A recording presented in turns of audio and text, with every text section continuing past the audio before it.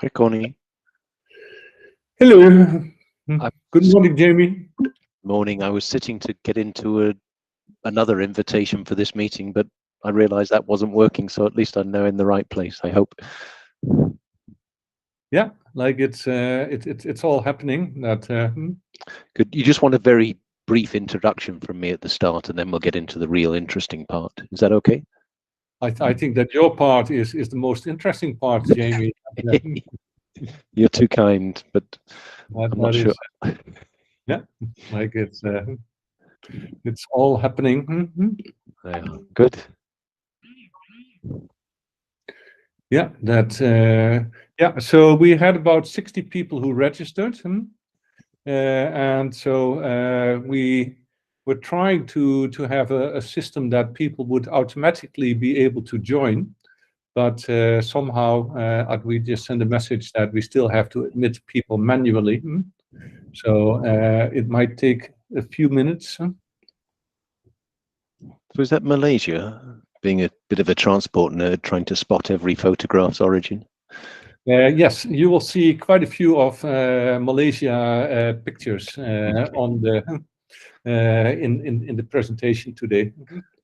Okay. We decided to hero Malaysia because also in line with the upcoming EST forum in Malaysia as well. Yep. And good data. That yeah, like it's happening. I already presented the ATO half an hour ago in another workshop in Bangkok. Okay. You're jet setting.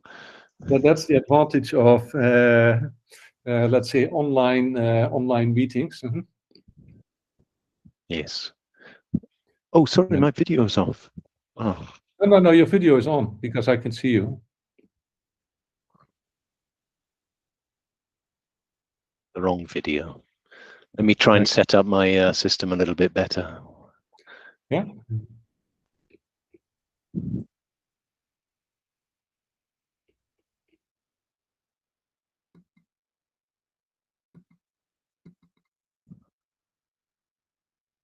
Okay. Hi, Sudhir. Morning, afternoon. Good afternoon, Jamie.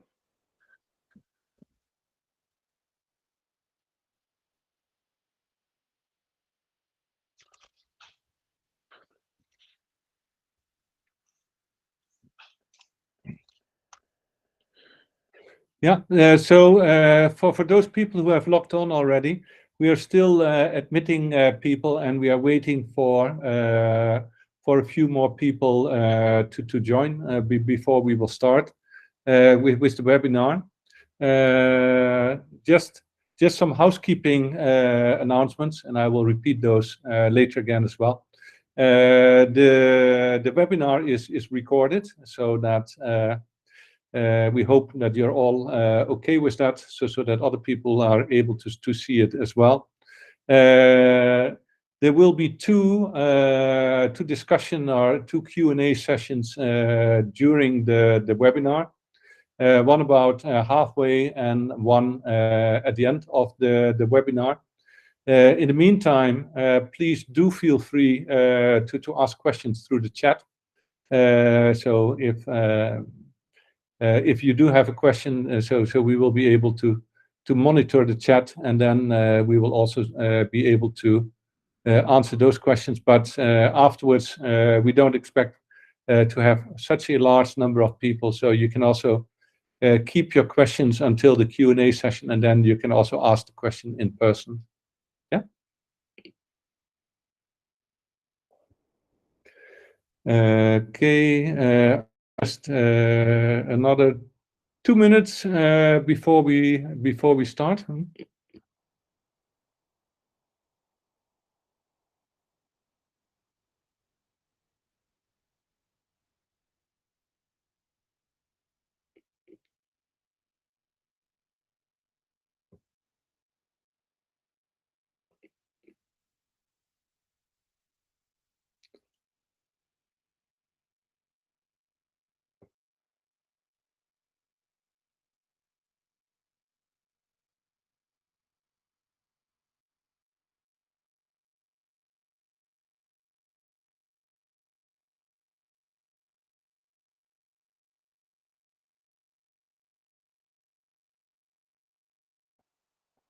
Good. I think that on my watch, it's 3 minutes past 9. I think that we should not punish those people who joined on time. So I suggest that we start with the webinar. Welcome to the ATO webinar in which we are presenting the results of phase 2 of the ATO. It's a good tradition that we do a webinar at the beginning and at the end of each phase of the Asian Transport Outlook. So today we will be sharing with you the results that we have achieved over the last year in working on the Asian Transport Outlook. Can we go to the first slide, Mel or Adwit? The program for the webinar is as follows. We will first have an opening remarks by Jamie Ladder, who is the Chief Transport Sector Group of the ADB. After that, I will be presenting some of the ATU Phase 2 outputs. After that, we will have a first round of Q&A. After that, Sudhir, who is the co-team lead on ATO, will look in depth at 2 of the outputs of the Asian Transport Outlook, which is the SDG status report and the 2030 Outlook report. And then we will have another round of questions as well. So without much further ado, Jamie, can I hand over to you for the opening remarks? Sure. Thank you very much, Corny. And thank you everyone who's taken the time out of their busy schedules to join this webinar. I'm Jamie Leather, Chief of the Transport Sector at the Asian Development Bank, as Corny just said. I must admit, I find this work incredibly exciting. The ability of the work that has been produced under the first 2 phases, and we'll hear about phase 2 today, which will lead on from the phase 1, and future phases 3, 4, and beyond, really has the ability to fundamentally change how we look at transport in so many different ways.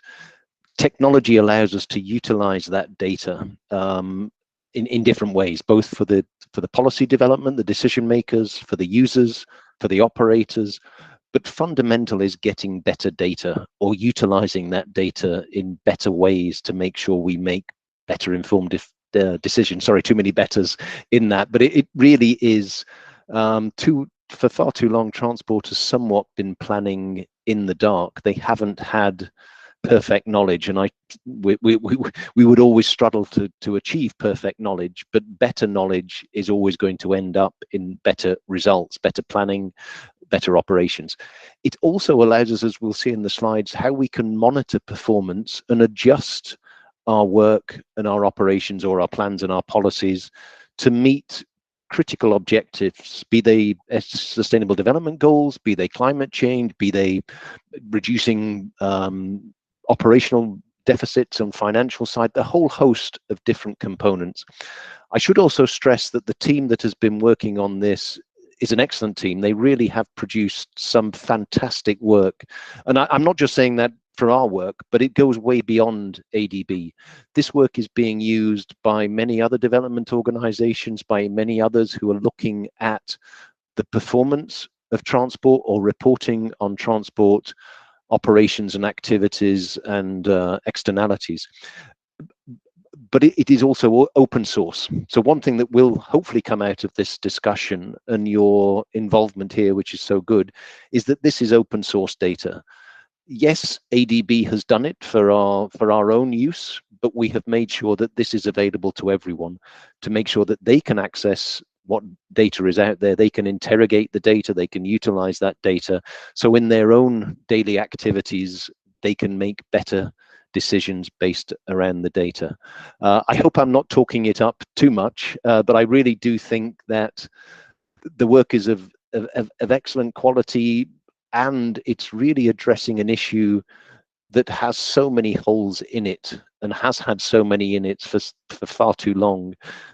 This effort is really to support our governments across the region, but beyond that, it's not just the governments, it's the private sector operators, it's the end users that must be able to utilize that data, see what's happening and how systems can operate better, how efficiencies can be gained. And as you will see, this covers everything: passenger travel, freight movements, all of the above, infrastructure, activities, emissions from the sector, and other externalities as well.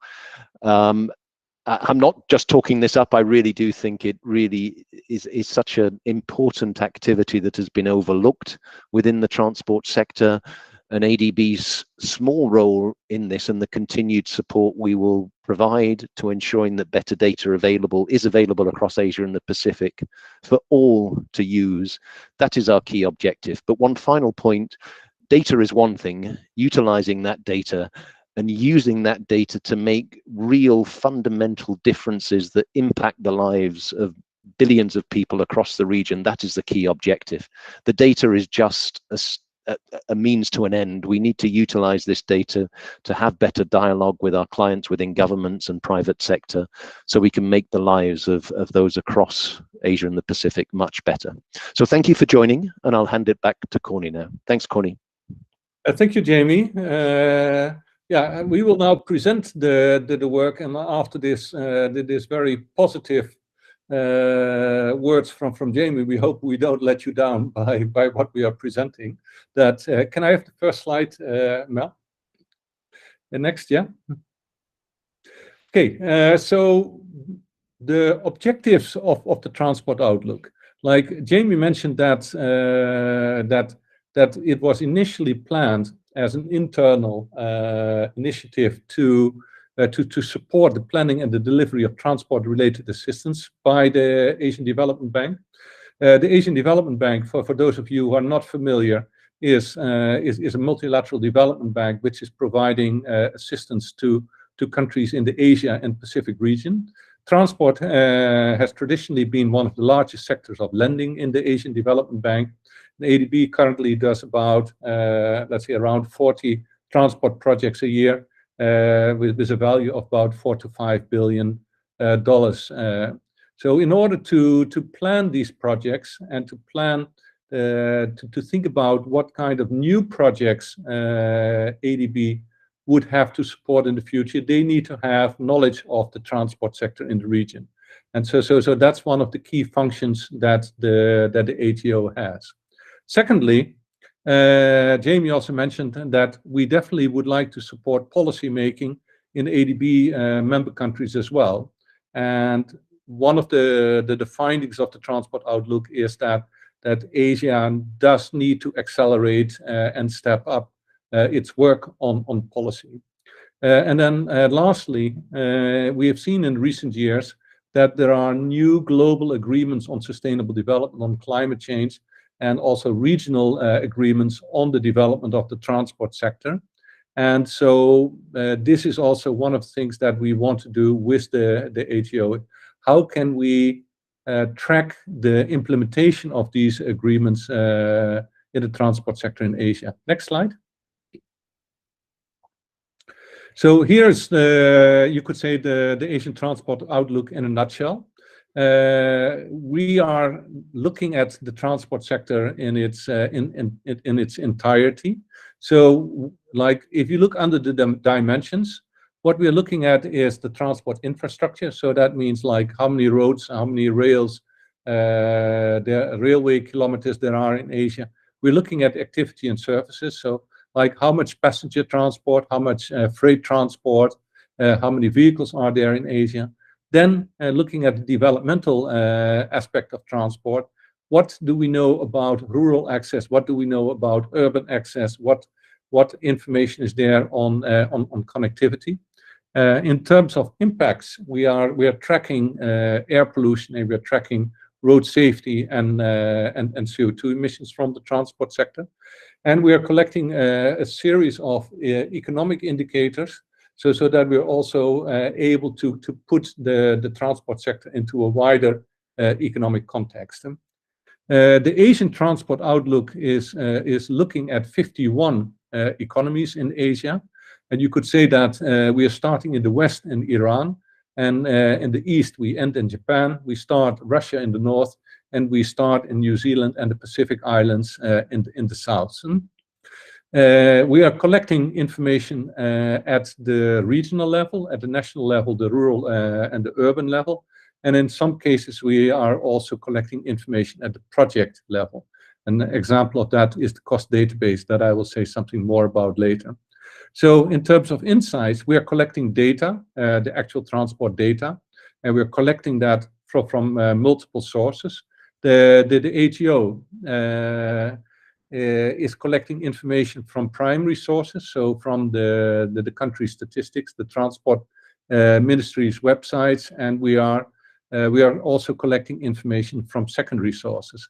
We also have probably the most comprehensive set of policy documents for the transport sector in Asia, and we are looking at institutional and at financing elements in the transport sector as well. All of these things are also combined in an outlook. So how is the transport sector going to develop? Sudhir will say something more about that.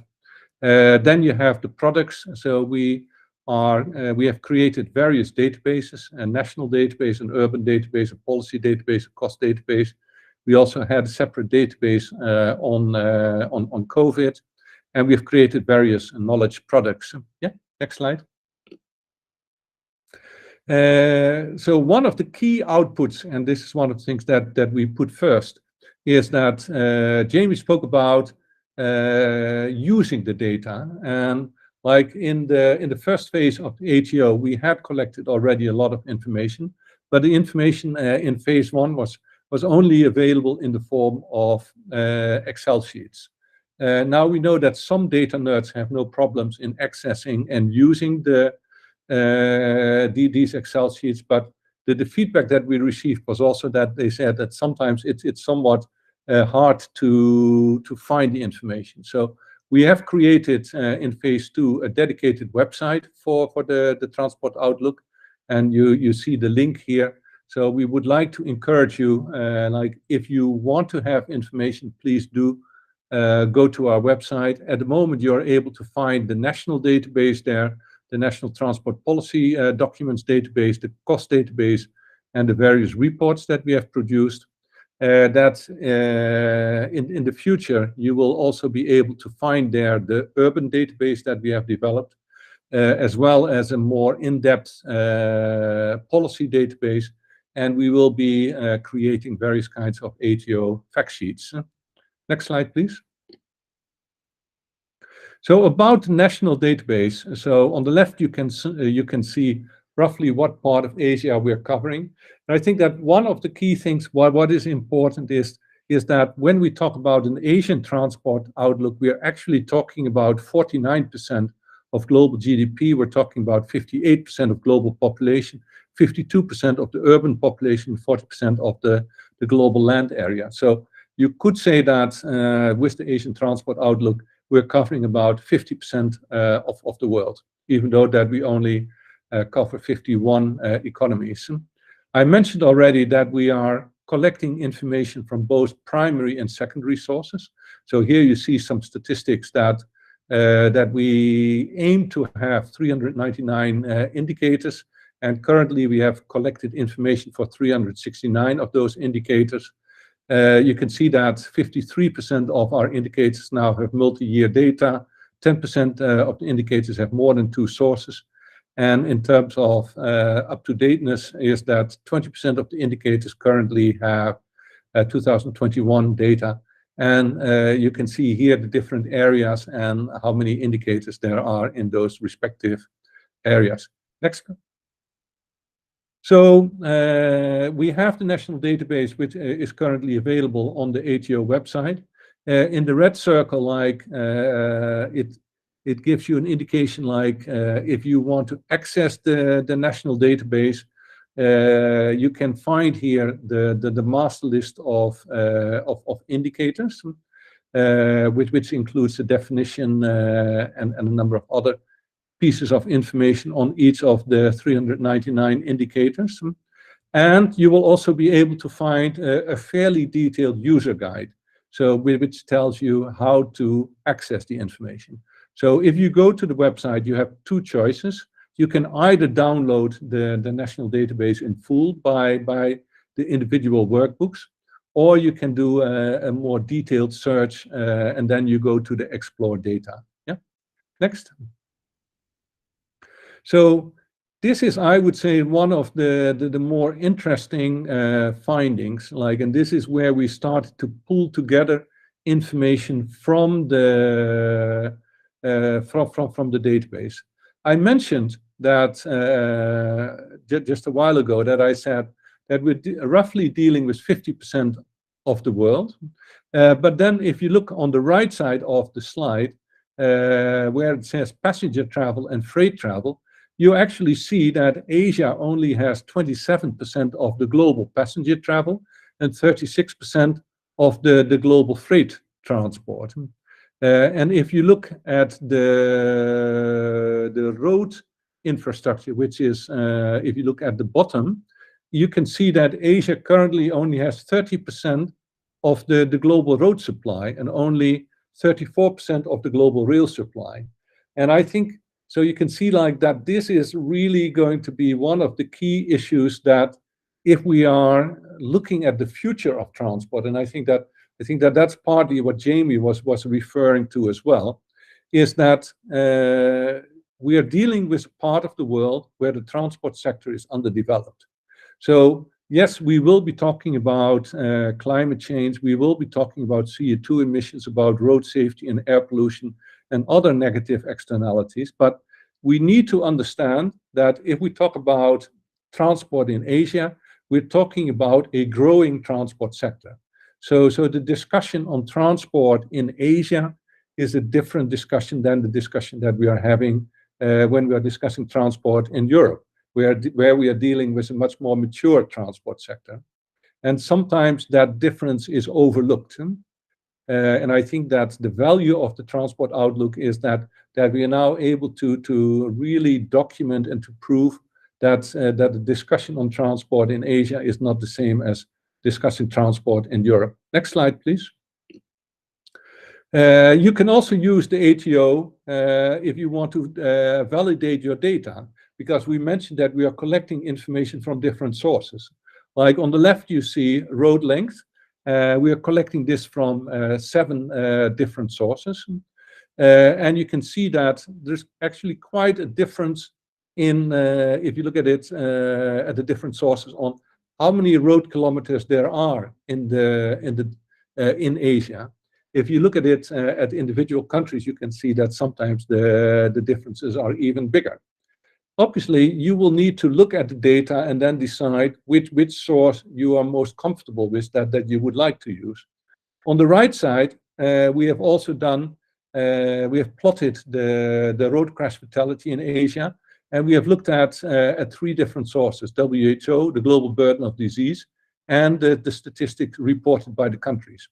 And you actually see, like, if you look at a country like Malaysia, that the 3 values are quite close together.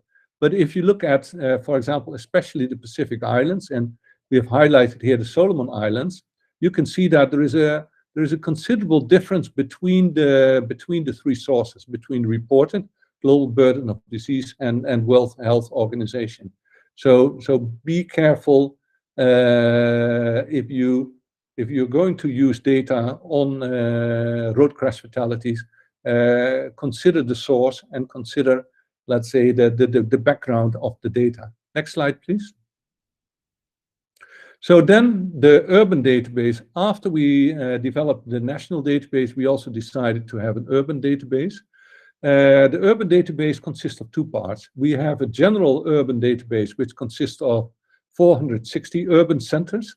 And we don't call it cities, but we call it urban centers, because we really want to look at the urban regions. And within this 460 cities, there are 412 in Asia and Pacific. And we wanted to benchmark our data for Asia against the global data. So we have also taken 48 global cities. This general urban database is mostly sourced from secondary sources. And the second urban database which we have, which is more a more detailed review, we currently have that for 41 cities. and the more in-depth database has currently 180 indicators. The difference between the 460 database and the 41 database is that for the second one, that we actually collect data from the cities themselves. And here you can also see like what is the distribution of indicators. Generally, the urban database follows the same pattern as the national database. The only additional category that we have in the urban database is urban form, structure, and land use. So that you're actually able to say something about this as well. Next slide, please. Again, like what can you use the urban database for? Like one example is benchmarking indicators at the city level. On the left, we have looked at we try to do a comparison between public transport access in Southeast Asian cities versus the rest of Asia, and you can see that generally that South Asia is performing slightly less well than some of the let's say the average cities in Asia. On the right side, let's say that we have used these additional indicators on urban form and structure, and we correlated the road length per capita with population density. So you can see what patterns are emerging from that. So like there's a large amount of types of analysis that you're actually able to do both with the national and with the urban database. Next slide, please.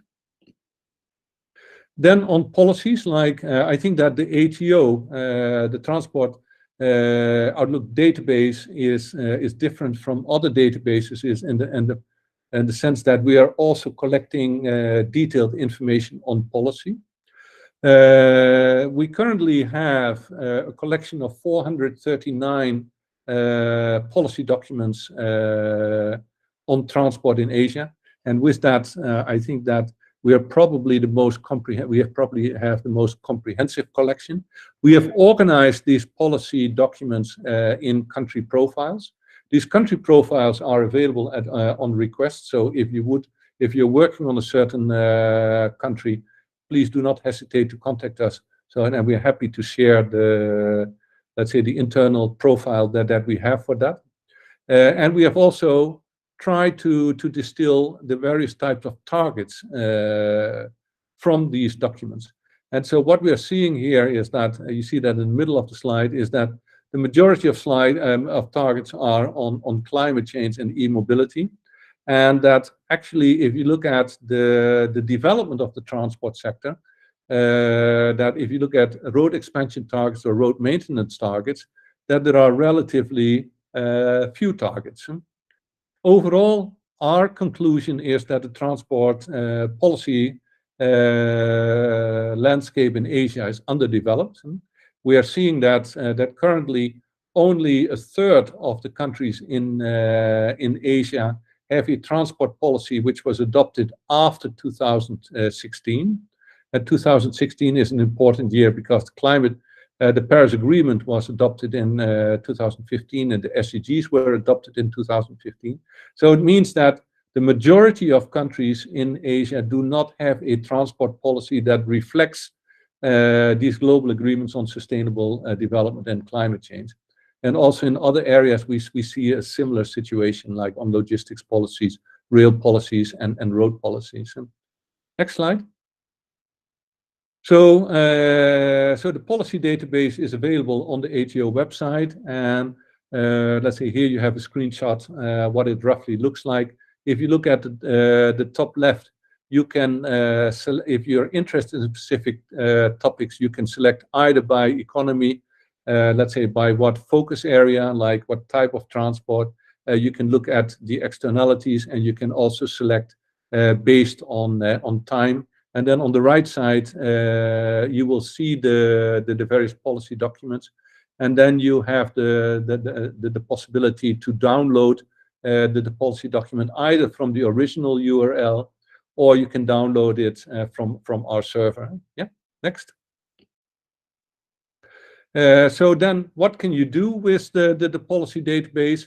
Here we have an ASEAN example, and we have looked at a number of topics like road safety strategy. We see that only Brunei Darussalam and Malaysia actually have an updated road safety strategy.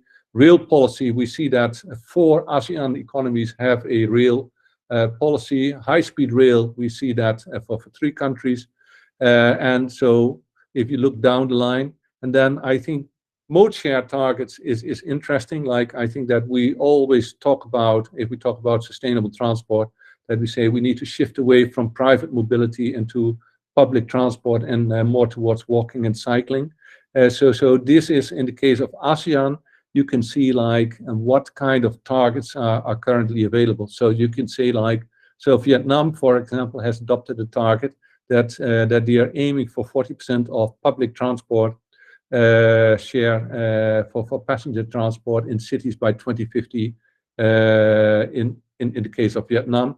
You can also see that so far in terms of bans on internal combustion engines is that Cambodia has an ambition to do this by 2040.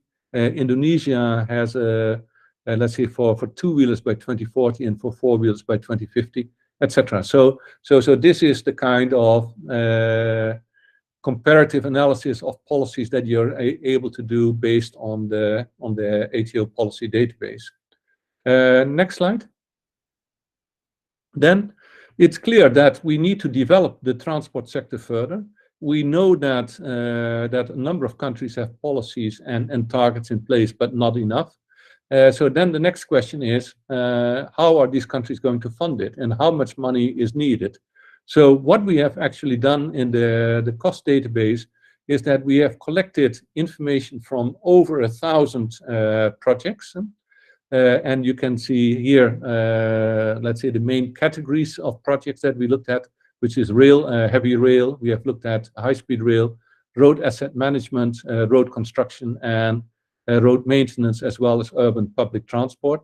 And so for each of these 1,000 projects, we have the average unit cost per kilometer. And we have, so based on that, you can say like, what is the minimum, what's the maximum, what is the average? And you're able to see all of this by region as well. If you go to the next slide.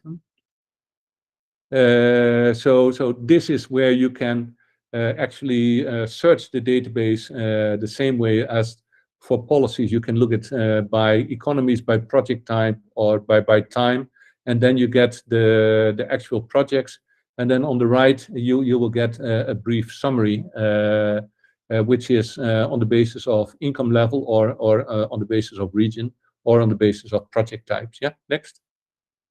And then let's say if you download the cost database, you're also able to see like a regional cost analysis. And here you see some of the examples for road widening, heavy railway, or for metro. But for example, like in the case of roads, we have something like 16 subtypes of road construction and road improvements.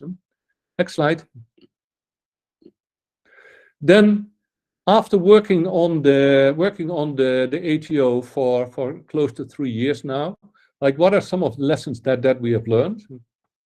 First, in terms of data bias, it's important to avoid data bias. We've seen that stakeholders avoid certain data because they assume that these data are not accurate enough. What we are saying is that the data does not need to be perfect, as long as it's helping in taking good decisions. So if we talk about moving the transport sector in a certain direction, like what we are saying is like, even if a data point is 20% off, you can still use that in order to have a good policy discussion. What we have noticed is that there is a considerable amount of data available in Asia, and that this can be made accessible. We also say that in a number of cases, it's clear that the quality is still debatable. And we expect that the quality of data would be improved over the years to come as countries learn and adapt. And so currently, there is no magic bullet, like, and that you say like, the perfect data, we say does not exist. we are adopting a staircase approach. And the staircase approach meant that we started with regional and national data, and that subsequently we also decided that in order to fully understand the transport sector, that we also needed to have urban data, and that in some cases we needed to have project data as well. The next one is a slightly controversial statement. Regional data standardization is a pipe dream. Obviously, what we see, if you're working on transport data in Europe, then you will see that there is a fair amount of harmonization in terms of definitions and data types. We think that in the case of Asia and the Pacific, that regional data standardization is a pipe dream. It's not a bad idea, but it will take a considerable amount of time. And we decided not to put too much energy in that. And we say, like, what we are doing is it's better to use the information that we have in the shape available. Typically, what we do is that we collect data at the lowest disaggregated level. And if you have the disaggregated data, then it's also possible to further combine it into more comparable categories. There's no perfect source. Like you can have country data, you have data from multilateral development banks, you have commercial data, smart data. Each type of data has its own pro and con. And what we are doing is that in the transport outlook, we're integrating those from all. That what we do notice is that some countries have better data than others. And this is not directly linked to income level.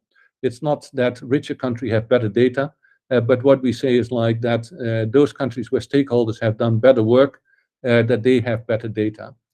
What is important is that, coming back to the policy argument, is that with the ATO, we form the bottom of, you could say, a pyramid.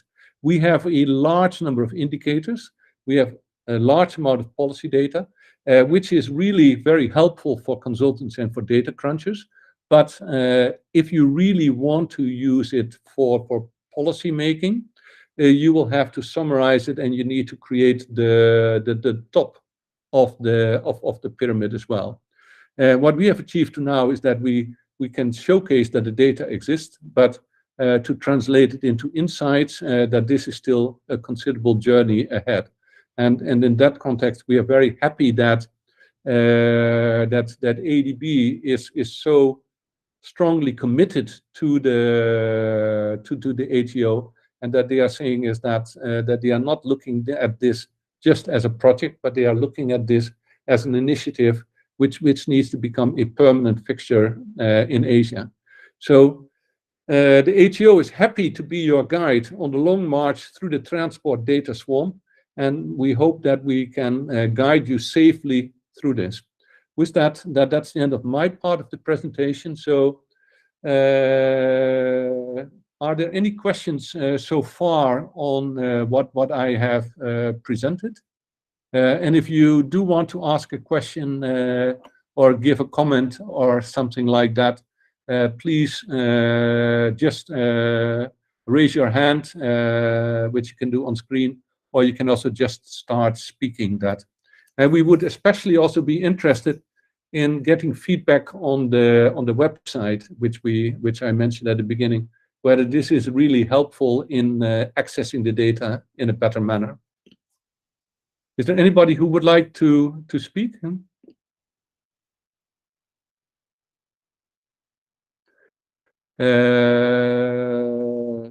If that's not the case, then I have good news for you, Sudhir, because that gives you some additional minutes to present your let's say the knowledge products of the ATO. Yeah, over to you, Sudhir. Yeah, thank you, Connie. So let me just revisit some of the points which was made by Jamie and Corny. Basically, data is there. That if you even collect the data, it is more important to use the data. And what we have been seeing, like if you go to, if you open Google and if you try to Google the SDG report, for example, what is the status of the transport sector in the SDGs, there is a high chance that you will not find even a single study which talks about what is the current status of transport sector in terms of the SDGs. So when you collect the data, it is actually possible to start measuring transport sector and understand the performance of the transport sector. So what we have been doing along with the data, what we have been collecting is to use the data to develop storylines. Next slide, please. So over the last 6 months, we have developed a lot of knowledge products in terms of reports. Mainly two reports which I want to highlight is the SDG report, the third report, which you can see the status of the SDGs, and the Asian Transport Outlook. The SDG report is a very interesting report because currently there is no sector-specific SDG status report from the transport sector. The only report what you will see is from the SLOCAT, which talks about the VNRs, the voluntary national reports, and talk about the transport sector, how the transport sector is considered in the VNRs. But how is the transport sector progress along the SDGs? And we wanted to demonstrate that the Corny made this point that there is this data pyramid. We are collecting the data at the bottom of the pyramid, but if you really want to make an impact, we have to go to the top of the pyramid. We have to start narrating the stories. So this is why we developed this particular report, and we developed this SDG report at a regional level. But then the challenge was to showcase or to make an argument that that you can do this kind of analysis not only in Asia but also for Africa, for Latin America, and in other developing region.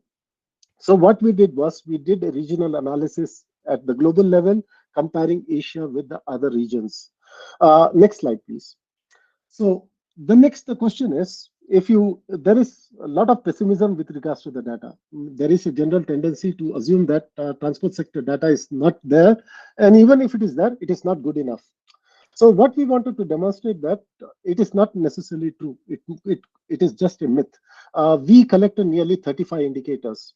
Now, if you look at the transport sector in SDGs, the transport sector is considered as a facilitator of sustainable development goals. Probably in 8 of the goals, there is direct and indirect relation. We actually measured nearly 18 targets where transport sector performance could be measured, and we considered nearly 35 indicators. These 35 indicators have been captured not only for Asia, but we also wanted to demonstrate for the other regions. So we have done those comparisons, and we have developed this report. If you look at the next slide, you will see some of the interesting trends what we identified in the SDG report.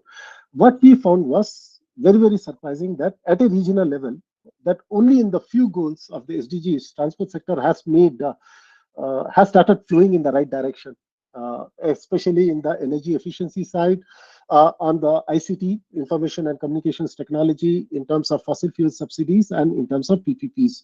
These are the 4 goals or the targets where transport sector has performance is relatively better in transport sector in Asia.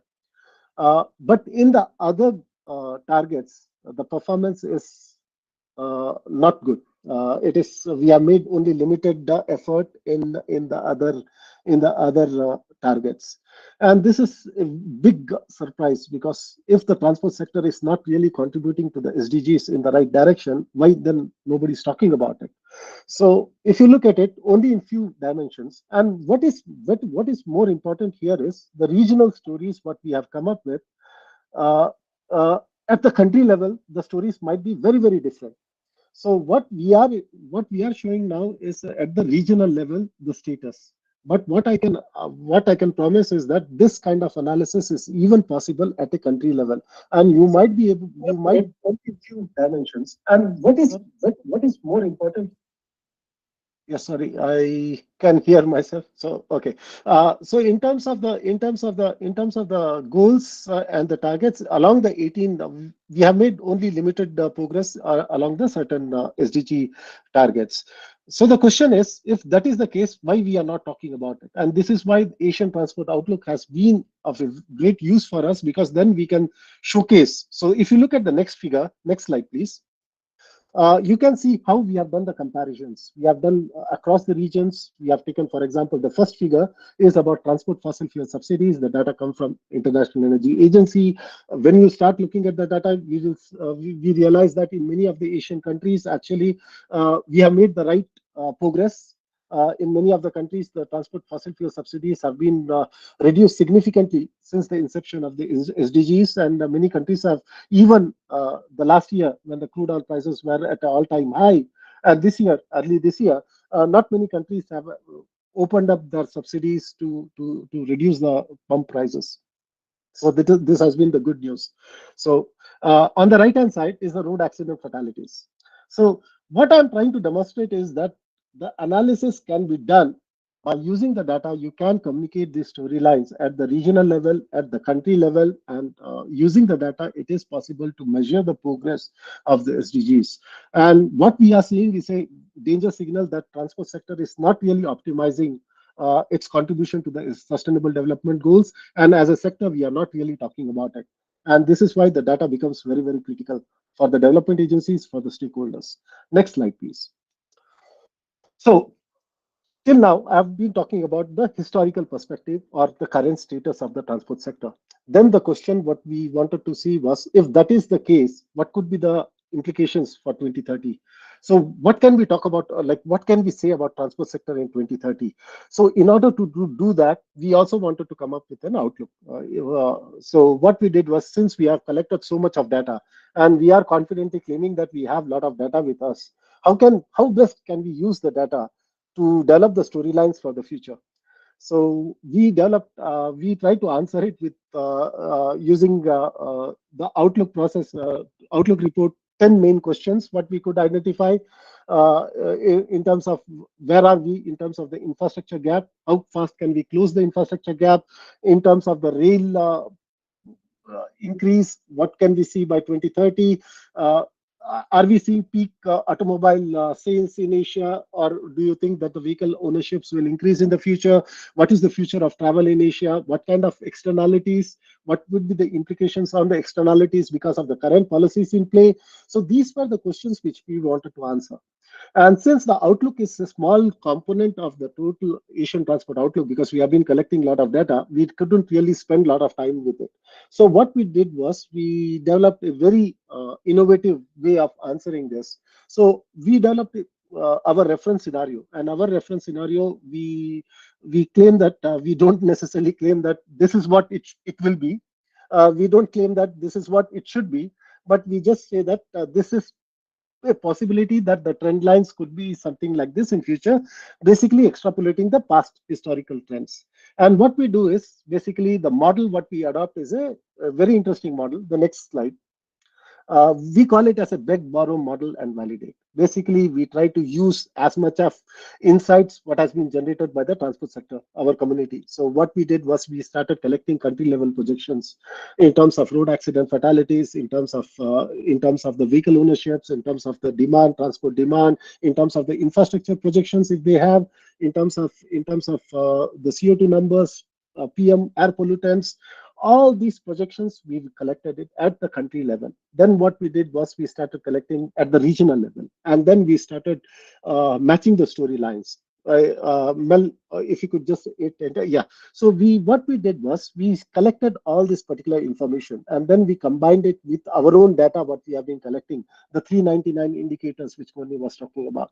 What we did was we did develop our own historical relationships of what we can see, and we tried to combine all these things and develop into a scenario where we could use the historical construction rates, we could use the elasticity values generated by some of the modeling studies. We use our own cost database, the policy targets which the countries have done. We tried to look at how many kilometers of high-speed rail are currently under construction, how many are under tendering, how many metro projects are under construction. All these kind of data we collected. So we did part modeling, independent modeling, part we collected the data which has been generated by the other institutions, and then we collected the data, whatever is there. We try to combine all to form a consistent storyline. Next, yeah, and to we developed all the 10 answers, the 10 questions which we talked about in the previous slide, and we developed it into a form of a storyline. One more click, and then, yeah, the next slide, please. So this is the approach of it. So so quickly, I just wanted to go because we wanted to showcase our results. What are the storylines which are emerging from the Asian transport outlook? What can we confidently say about the transport sector by 2030? So first, let us start with the infrastructure gap. Corny, if you remember the spider web, what he showed, that Asia is like having 50% of the population, 60% of the population, 50% of the GDP. In terms of the infrastructure, it was very low in terms of the per capita infrastructure access. So what do we see about the road? For example, I'll start with the roads. Currently in Asia, we have about 21 million kilometers of road. We projected that it would be about 29 million kilometers of road by 2030, looking at the historical construction rates. For the railways, what we did was we did historical regression with the population density, with the economic values, and then we tried to see what will happen. Currently, what we projected was over the next 10 years, Asia could add nearly 78,000 kilometers of heavy rail. Uh, but this is significantly lower than what it constructed over the last 10 years.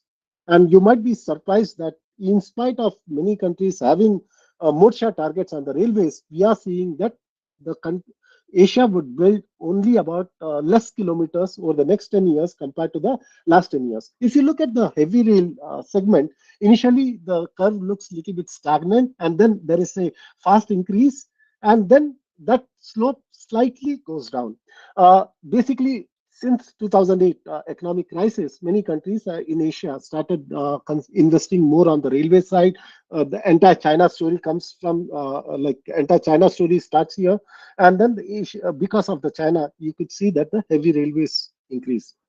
And if you look at the other urban transit lines on the right hand side, you will see that the high speed rail, the growth is massive. But you need to understand in terms of the units. Road is in millions, heavy railways is in 10,000s, and the high speed rail, the metro lines, the BRT lines, the LRT lines is in only in thousands. Currently, 97% of the transport infrastructure in Asia is roads.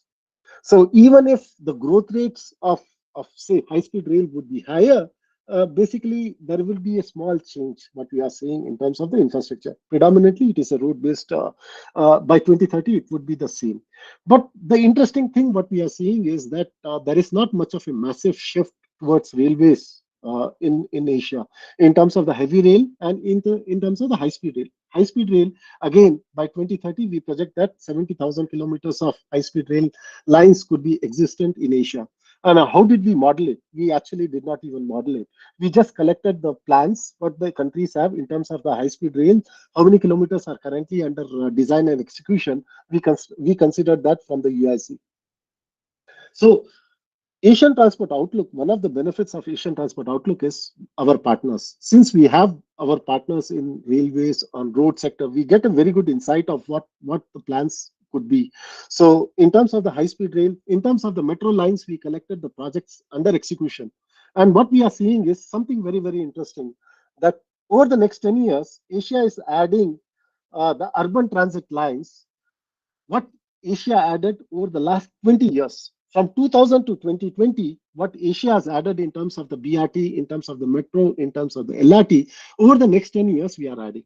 Predominantly, the urban transit lines are in terms of the metro lines, not BRT, not LRT. It's basically the metros. 70 to 77% of the lines which will be developed, it would be in terms of the metro lines. And these are the projects under execution. And these are not what we are doing some modeling and we are saying that this is what it would be. These are the projects under execution.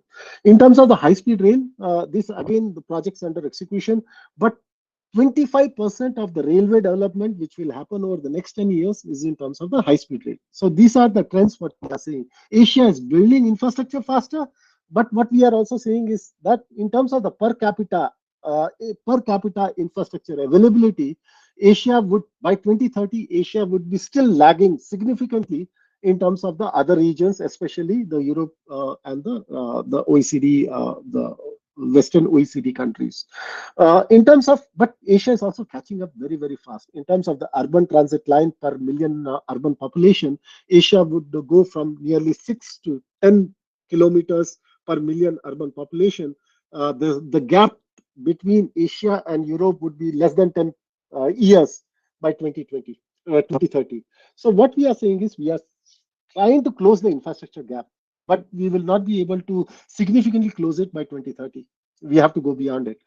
But there is a relevance when you try to marry or you try to combine the infrastructure data with the demand projections. I will come back to it later. Next slide, please. So the next question is about motorization. The good news is, the next slide.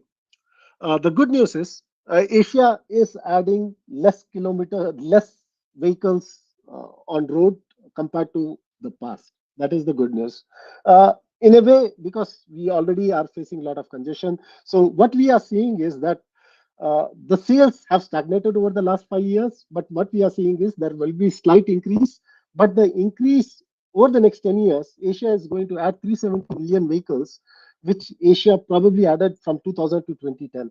But it is significantly lower than what Asia had added between 2010 to 2020. So, and this is very, very interesting because currently we have for one vehicle per four population, or basically 250 vehicles per thousand population. So that is the vehicle density currently what we have. What is interesting is many people thought that Asia, as the GDP per capita will increase, Asia will dump the two-wheelers, they will actively shift towards car. What we are seeing is that is not happening. The two and three wheeler will still remain 50% of the total vehicle stock by 2030. And this is very, very interesting because a lot of the models consider that Asia is going to shift significantly from the two wheelers to the cars. That is not happening. So that is one good news. But in terms of the bad news, look at the public transport vehicles ownership rates. For more than 80% of the countries in or the economies in Asia, the public transport growth rates are significantly lower than the private vehicle growth rates. And this trend is a worrisome trend because if that is what it is in the future, even we construct a lot of BRTS or metro lines, the public transport mode share will not increase. And this is what we are seeing in terms of the modal shift also. We are not seeing in terms of the passenger kilometers significant shift towards public transit just because there is lot of lack of interest. You could argue that there is not much of an interest on increasing the public transport vehicles in countries. This is a worrisome trend. Look at the growth rates. Look at the growth rates. And if this is true, it is going to be very, very challenging to meet the sustainable development goals and the other things. The next slide, please. Moving from the ownership levels, let us talk about transport demand and access gap. Next slide. Okay, if you look at the passenger kilometers and the freight kilometers, currently, again, I go back to the Corney's argument that Asia has, in terms of the demand, we are per capita demand is significantly lower than the Western OECD countries. Currently, if you look at the passenger kilometer travel, in 2018, we had about 16 trillion passenger kilometer travel. From 16, it will increase to about 22 trillion passenger kilometers. For the freight, it would be from 22 to about 36 trillion freight ton kilometer travel.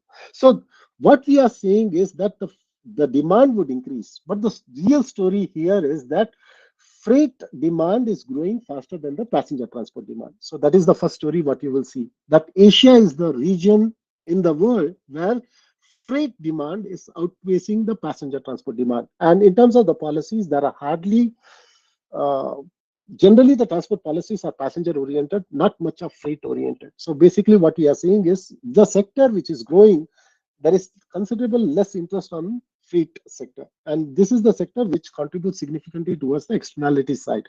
And what is also interesting is in terms of the passenger kilometer travel and the freight kilometer travel, if you start comparing countries, you will see that there is significant divergence between low income and middle income and high income comparisons. In terms of the per capita level, the difference could be significantly high in terms of the low, middle, and high. The high income economies have the highest travel. But in terms of the freight transport travel, it is not the high income economies which have the highest intensity of the travel in terms of the per capita levels. These are the upper middle income countries, basically because of China. So this is how what we are, the storylines are emerging. Currently in our Asian Transport Outlook, we have only showcased the regional storylines. But in the next phase, we will start talking about the countries and we will start talking about the country storylines. So what we are saying is the passenger transport and the freight transport demand is growing, but we are also seeing that the demand is growing significantly lower than the GDP rates. So there is already a relative decoupling which is happening. So slightly better. But in terms of the population rates, we are still growing faster than the population rates, and this will continue to do so in the future. So the demand will grow. There's nothing we can do about it. In terms of the per capita levels, significantly lower. Our demand is significantly lower compared to the OECD countries. The next slide. And this is why, let us talk about access now. You will be surprised. When I saw this number for the first time, I was shocked actually, and I couldn't really digest it. Nearly 560 million population in Asia live more than 2 kilometers from an all-weather road. So, which means that nearly 25% of the rural population in Asia do not have rural access, and this is the standard definition which has been agreed upon by the countries as a rural access, and this is what it is: 560 million population without rural access. Now, how does transport sector compare with the other sectors? Like if you look at access to electricity, 125 million population without access to electricity, 1 billion rural population without access to clean cooking, 2 billion population without access to internet. But what we are seeing is in those sectors, the improvement is tremendous. There is a significant improvement in the other sectors. But what we are seeing is if we do the projections by 2030, we see a minor change in the rural accessibility improvement. And the literature also says that even if the country spends 1% of the GDP, the rural access index will only improve by 13%. And currently, the transport sector budget itself in many of our countries is about 1 to 1.5% of the GDP. So, rural access, even by 2030, we will find that 515 million population would be without rural access. If we look at the definition of living 2 kilometers away from an all-weather road. So, when you look at these kind of challenges, the SDG, the Sustainable Development Goals, becomes very, very critical for the transport sector. Next slide, please. Future of the road safety. Next slide. Yeah. So let us talk about roads, and this is where we used actually the UNECE SafeFits model, one of the best models what we could find on road safety. So our approach, again, we will use what we have, and we will also use the models what we can find. So this is where we use the UNECE SafeFit model, do country by country modeling, and then try to compare what will happen. And the good news what we are finding is road accident fatalities are started reducing. So when the WHO, we are actually eagerly waiting the WHO's the next the status report, which is going to be released in the next few months. What we are waiting to see if those trends match. The modeling says that the road accident fatalities have started reducing in Asia. The bad news is it is nowhere close to what Asia promised under the SDGs. 50% reduction, never going to happen. By 2030, we will still have nearly about 600,000 population getting killed on the roads. 4% of the GDP loss in the region because of the road accident fatalities. So, in terms of the performance is not good enough. So again, a critical challenge to consider when we talk about the transport sector. Next slide, please. Yeah, carbon emissions. Next slide. Again, the good news. The good news is we are seeing that we have significantly deviated from the historical BAUs. Again, the bad news is we are nowhere close to what we promised under the Paris Agreement. If some of the projections are correct, it means that by 2050, Asia has to go below 1 gigaton of CO2 emissions from the transport sector. If our modeling holds well, Asia is currently around 4 gigatons. It will go to nearly 4 gigaton by 2050. Historical baselines were about 7 gigatons. So the good news is, I think we have started reducing, we have started deviating from the historical baselines, but we are nowhere close to where we should be. So these are the storylines which you can emerge when we start looking at the data, looking at various externalities, trying to fit the jigsaw puzzle and trying to understand the transport sector. Next slide. I am considerably overshot the time limit. And air pollution. We are seeing very good news in terms of the reductions. Again, the bad news. Where are the reductions coming from? Reductions are basically coming from the high income and the middle income economies, not from the low income economies. The fuel quality and the vehicle emission standards is still lagging in the low income economies, and this is where the improvement should happen. So these are the storylines which are coming. So overall, you see a downward trend, but that downward trend may not necessarily be true for all the regions or all the countries or all the economies. Next slide, please. Now the most important question. Connie also referred to it that we wanted to talk about how much Asia is spending. And this was one of the big surprises for us because we started counting, because we had more than 1,000 projects, we had a very good handle on what is the cost of a project. And we had infrastructure projections with us. So we started looking at what could be the cost of total transport infrastructure investments. We considered that with the reference scenario, with the historical trends, we considered that transport sector could have about 1.6% of the GDP spending on the transport infrastructure side at a regional level, 14.5 trillion, 1.5 trillion per annum. The good news is 67% of the investments is going towards the roads. One third of the investment is going towards the other modes. 85% of the investments of the total 14.5 trillion or 1.5 trillion every year is going in the East Asia and the South Asia. These are the two regions which is attracting a lot of transport infrastructure construction.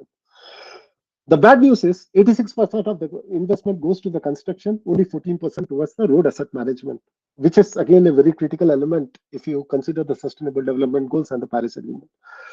So these are the storylines what we are doing. So the last slide. So this is what I wanted to argue. I go back again to the Jamie's argument that it's a means to an end. Asian Transport Outlook is a means to an end. What we are seeing using the data, now when we start using the data, we realize that transport sector in Asia has a lot of significant gaps in terms of the infrastructure, in terms of the demand, in terms of the technology, in terms of the policy, in terms of the investments. These gaps have to be met.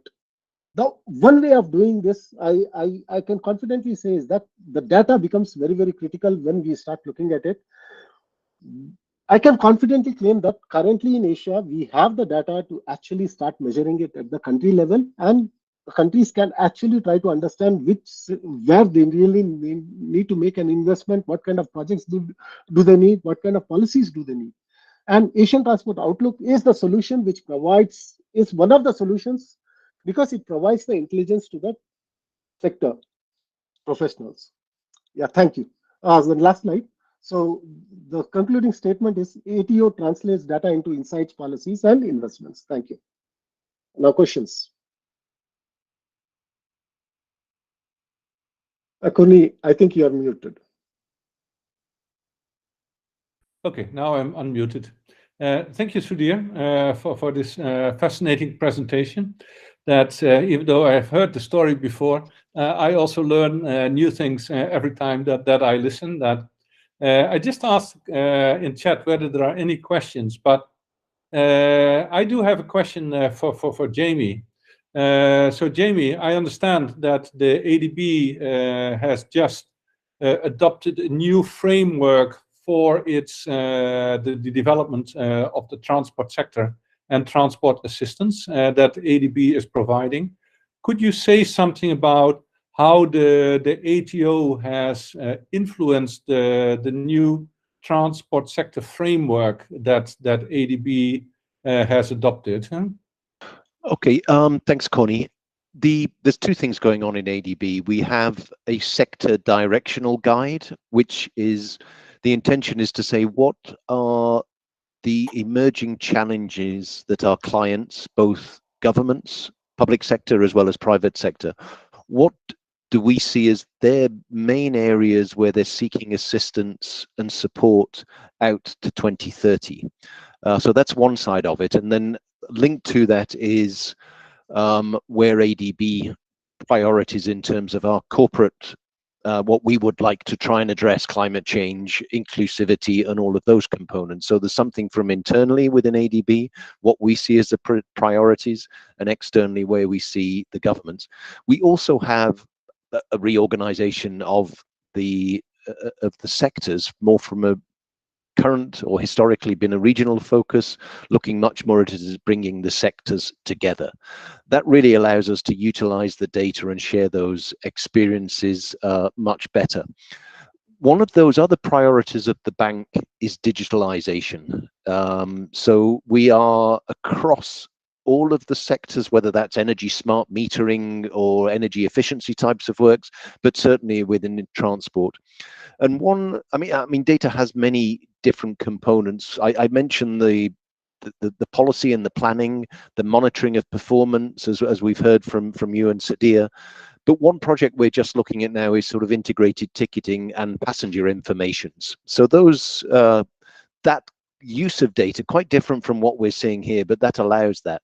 But fundamentally, in a lot of our work, we must ensure that the work we're doing is aligned with international agreements. You mentioned the Paris Agreement, and we've referred to the Sustainable Development Goals. The data can be used to look at how the region is performing, and as Sadir was pointing, well or not so well. And if it isn't, what can we do about it? And therefore, if we move, and a key component of the sector directional guide is, yes, there is significant infrastructure gaps, which needs considerable investments to build the infrastructure. But there's also significant requirements in terms of operational efficiencies and maintenance programs.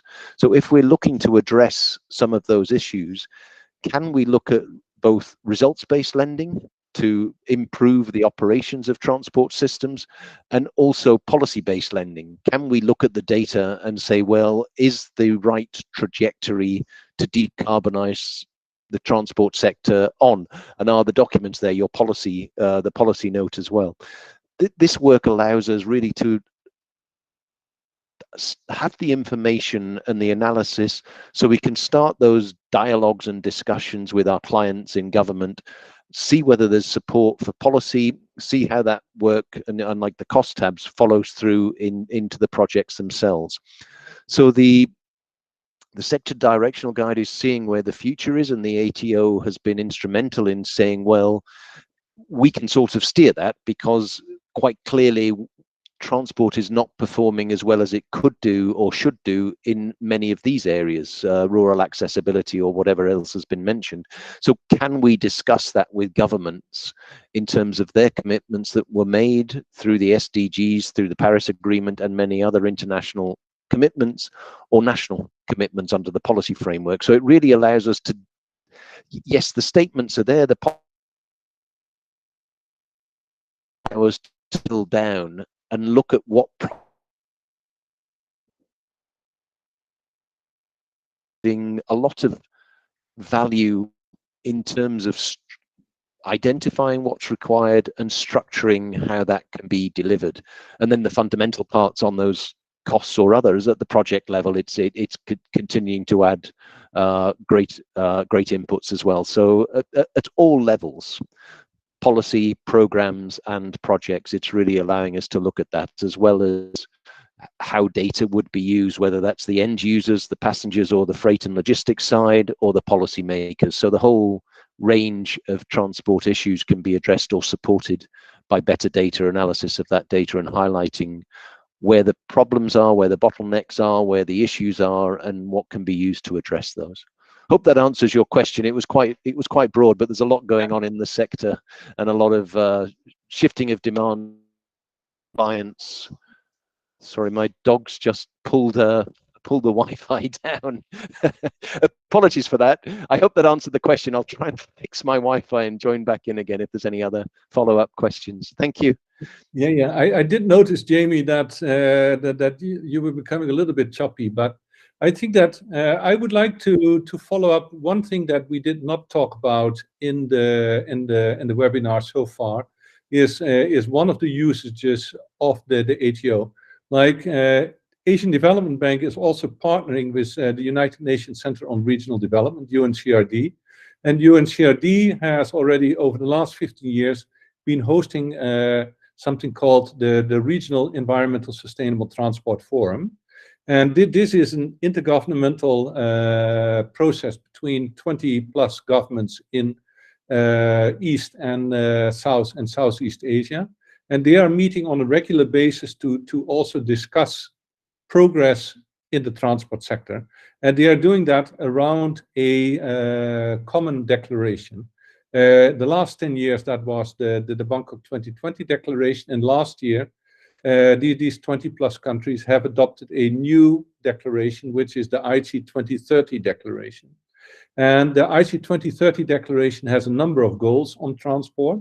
And these goals are also derived from the Sustainable Development Goals in the Paris Agreement. And so what we are doing together with UNCRD is that the Asian Transport Outlook is being used on the one hand to track how these countries are performing in terms of implementing the 6 goals of the IC 2030 declaration. And what we're also doing is that we are using the ATOs and the findings of the ATOs, for example, the kind of type of analysis that Sudhir just presented, to share this with the governments in the region, and in order to encourage and to incentivize further discussions on transport policy as well. And so we think that this is an important value of the ATO as well. But enough from our side. Any feedback from the user, from the people on the call? I see that Ravi has raised his hand. Ravi, would you like to ask your question? Yeah, thank you, Corny. I mean, many congratulations to you and Sudhir and the team. I mean, brilliant work. I mean, lots of ideas popping up. Just looking at the few indicators presented here, I'll go through the full report also.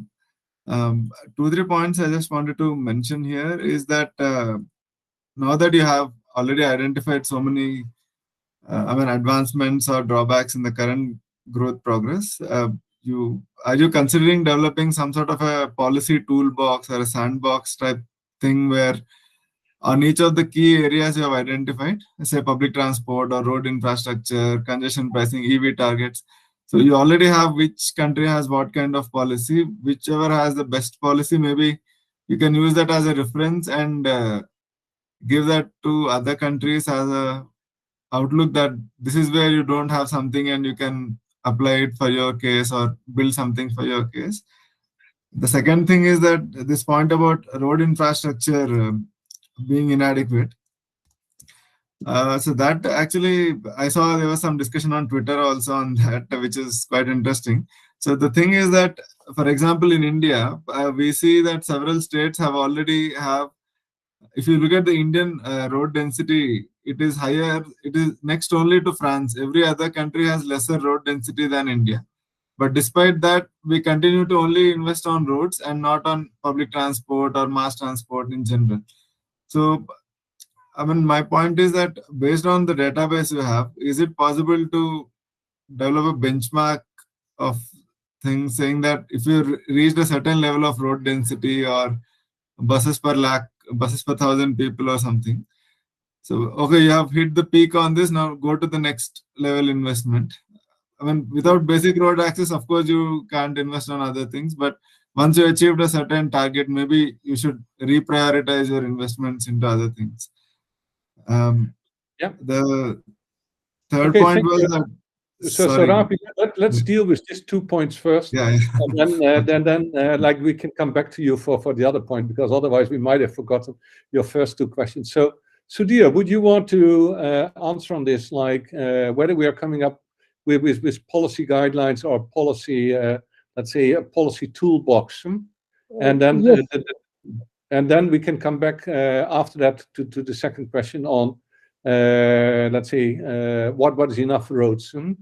Okay, thank you, Ravi. Actually, yes, because in terms of the policies, we have done a major collection of the policies.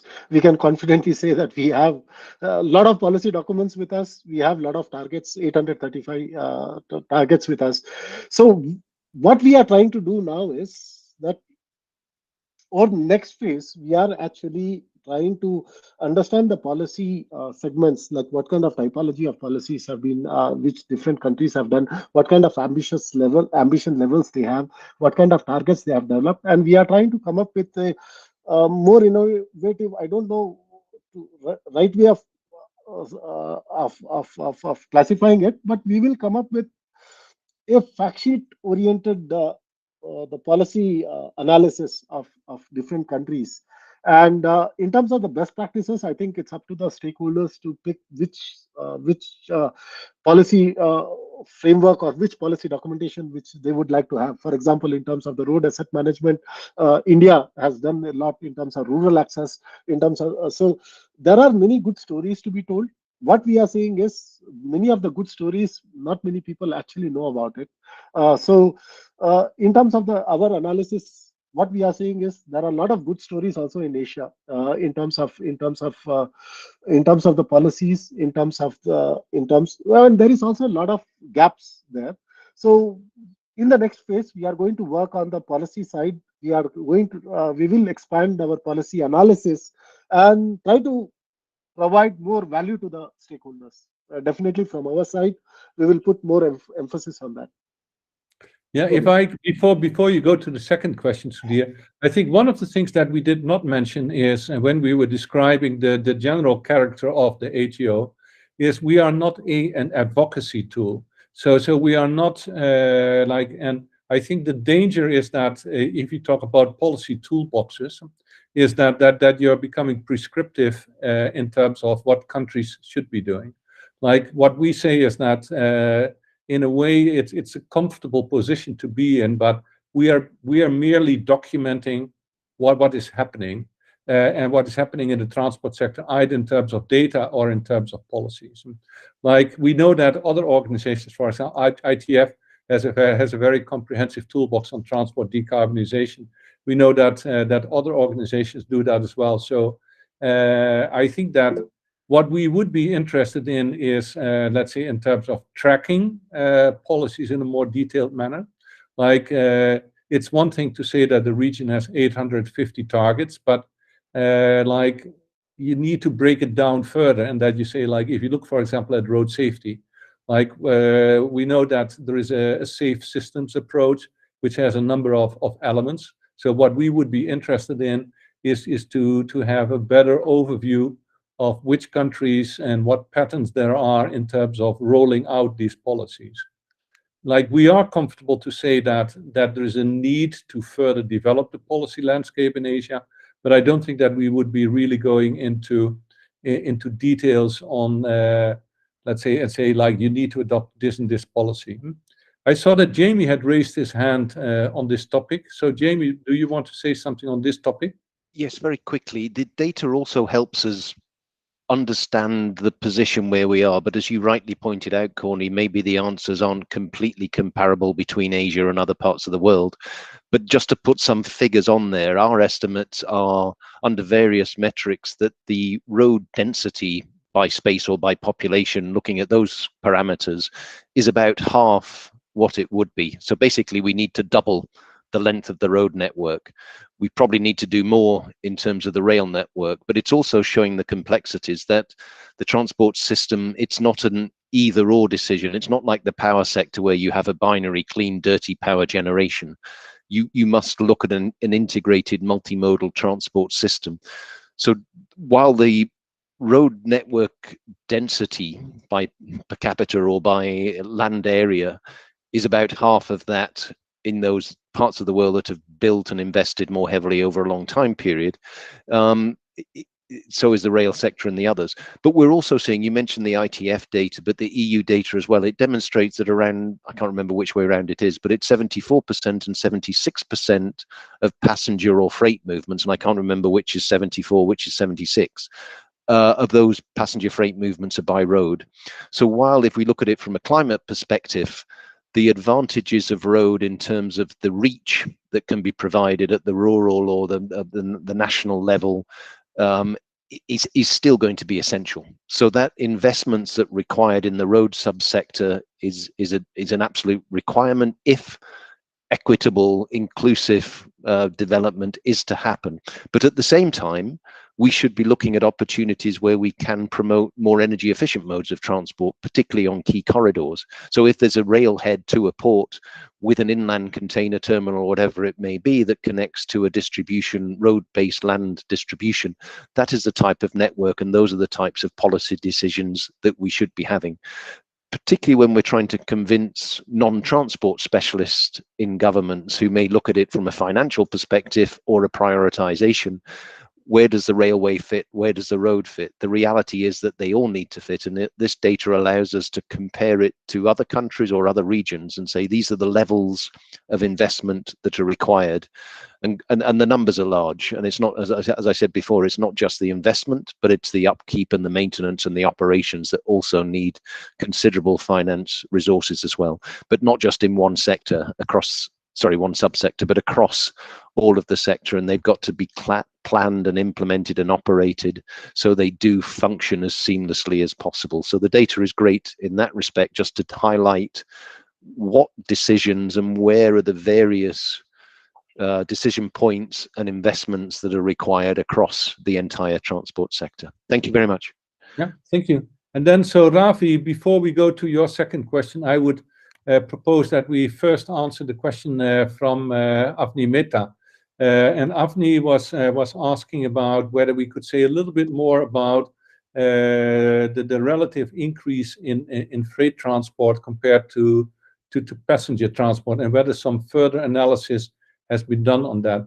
And so, Sudhir, maybe you can also say something about, let's say, tagging on to what Jamie was saying, is like, let's say, what is happening within the freight sector? Because within the freight sector, I think that you talked about rail versus road. So I think that, like, we also have some findings on the relationship railroad in the freight sector. Do you want to say something on that? And then maybe also something on if you have some insights on let's say the possibilities for decarbonization in the freight sector as well. Okay, thanks, Avni. In terms of the like, Asia is a little bit unique in terms of the passenger and freight transport. Historically, over the last 20 years, freight has been growing faster in Asia, and freight has been growing the fastest among any other region, if you could compare, because Asia is the factory of the world. So this is where you have massive expansion of the freight mobility. In terms of the per capita levels, what we have currently is about 4,500 ton kilometers per capita at the current levels, and this would be about 8,000 8,000 odd by 2030. There is a tremendous significant increase in freight mobility which is happening. The freight, actually, the GDP per capita of many countries, we are going towards the economic shift, towards industrialization, towards from the agriculture economy. The economic structure is shifting in many of the countries. So as the economic structure shifts, you will have more ton kilometers generated per GDP unit of GDP added, and we are reaching the age. We are reaching the stage where you have faster increase in terms of the elasticity values, in terms of the ton kilometers per GDP. Predominantly, last 20 years, it was majorly because of China. So if you look at any modeling initiative, generally the argument goes that if this is how the China was, the Vietnam, India, and as the GDP per capita would increase, we will follow that particular logic. So sometimes we might be over projecting, but if you look at any projections, the trends are indicating that freight transport is going to outpace the passenger transport. It has been outpacing, and it will outpace. Now, the good news in the freight transport sector is, in the passenger transport, we are not seeing any modal shift. In the freight transport sector, we are seeing some kind of modal shift towards the inland waterways because of China and India. China is where there is some shift which is already happening because of the towards the waterways and inland domestic shipping. So what the trends indicate is that in terms of the ton kilometers, in terms of the freight emission intensity, the freight is where you have to have maximum activity or decarbonization efforts which has to be placed. Freight is where increase is the most worrisome increase, or in terms of the increase, but sometimes it is over projection because of the historical relationships what we see in Asia. But even if you discount that, and if the economic GDP, I just saw that ADB has revised the GDP projections under the supplemental Asian Development Outlook, and the GDP projections which came out are relatively lower than what it has been. But Asia is at a stage, economics at the GDP per capita levels, where the freight activity increase is significantly higher than the passenger transport. And what we are seeing is not much of significant shift towards the rail, but towards the inland waterways. The shift is there. But as the countries will expand the railways, I think there is a possibility to decarbonize the freight sector. And with like a few years back, electric solutions were not considered to be optimal for the freight transport sector. Now the experts believe that it is a solution. So in terms of the decarbonization, I think that the freight offers significantly higher opportunities compared to the passenger transport sector, considering that the number of vehicles are significantly lower in the freight segment side. In terms of the electric mobility, I am a big fan of last mile deliveries, electrification. We see a lot of opportunities in the freight sector. So in terms of the opportunities, there are a lot of opportunities in the freight and logistics side. In terms of the growth, this is where the growth is the highest across Asia. And yeah, so this is the place. If you really want the policies to be improved, freight and logistics sector offers a very good opportunity for all of us in terms of based on what the numbers indicate at this point of time. Corny? Thank you, Sudhir. I think that we have come to the end of our time. But okay, Afni, one quick response before we close the webinar. Yeah. Sorry. Thank you so much. And I realize we are towards the end, and I think Ravi's question is still not answered. Yeah. But I just had I think I actually resonate with thoughts of Ravi, so I'm not repeating that. I mean, he focuses more on the passenger side. I like try to focus more on the freight side. So what he is suggesting as a way forward, I think, is good for us as well, because you know, data is data, and that you get, it's there, but it really helps when we can also draw comparisons of how certain policy measures have worked towards, and that helps us in our advocacy with the government. So what he suggested, I think if that can be thought about in future, would also be grateful. My question, Sudhir, I just wanted to ask particularly that within the freight sector, have you looked at certain policy measures, especially when at the national level, of efforts that have been made by countries on shifting from road to, like, in terms of investments in that, like, is there any particular report or database that says, see so much investment made in development of multimodal logistics parks, or investment in rail increased, and hence there was a shift from road to rail or inland waterways? So any database or things that you refer to, can we look at that? I think. Yeah, thanks, Avni. In terms of the modeling, in terms of the numbers, we are only looking at reference scenarios. We are not really modeling the policy packages and trying to see which policy package will make a higher impact. But in terms of such documentation, I think there is a lot of insights available at the country level in at least amount for 20-25 countries or economies in Asia. I think those answers are available country-wise. We have not started documenting it, but in the next phase of the ATO, we are actually thinking of documenting not only the reference scenario, but we are also trying to document in the next phase the mitigation database. What that database will tell us is what kind of policy packages are currently being modeled. Like, for example, in India, dedicated freight corridors, what kind of emission impact does the dedicated freight corridor offer? And in case if there is a policy documentation which is there, or in case any case study is there, which we will try to capture it. So in the next phase, we are thinking from that particular perspective to provide that kind of examples to the audience, because we see that there is some demand for that kind of information, because we know where the information is available. So to harness that information, and I think it fits under our objective of ATO to provide open data and to provide the data, the examples which already exist. So we will definitely do that in the next phase. Yeah. So Avni, just maybe also my response to your question. I would actually say that the ATO has all the different elements to compose an answer to your question, because you are able to see in the ATO, let's say the relative road kilometers. You can see the rail kilometers. You have the information currently in the ATO about let's say road activity and about rail activity. We have the policy database where you can actually see like what kind of policies are in place also with respect to modal shift.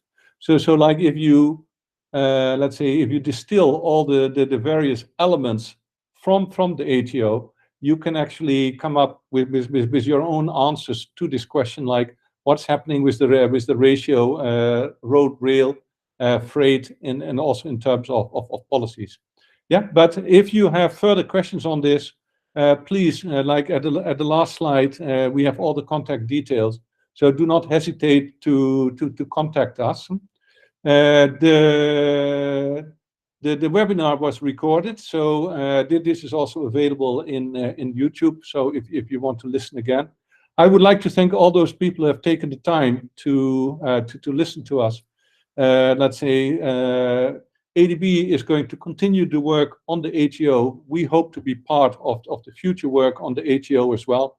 If that would be the case, we are looking forward to talk to you in the future again as well, and what we are going to do in phase 3, and let's say the progress that we are making.